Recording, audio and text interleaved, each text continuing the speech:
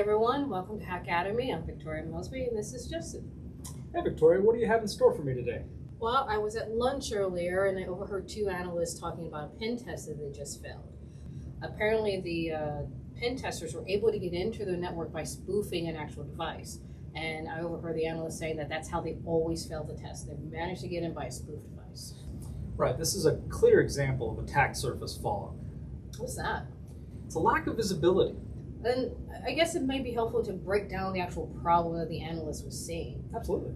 So they have a device that is connecting to their infrastructure, to a switch, for instance, and when it connects, it authenticates via its MAC address.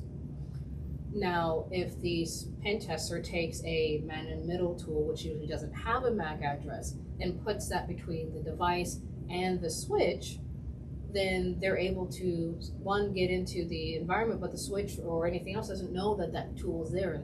Right, and from that actual position between the switch and the device, they can go completely unnoticed. It's kind of crazy when you think about it. So the question is, what can we actually do about this? Well, thankfully, our HAC1 solution allows you to see all physical devices connected in your environment. And we do this by looking at not just the MAC addresses of a given device, or even just the vendor or product ID, but we look at the full makeup of a given device by its different electronic signals and power reasons. All those things make up a fingerprint unique to that device. So you're talking about the physical layer, so layer one of networking. That sounds pretty complicated. It's really not. That data exists, but most software tools out there today just don't make use of it, don't look at it.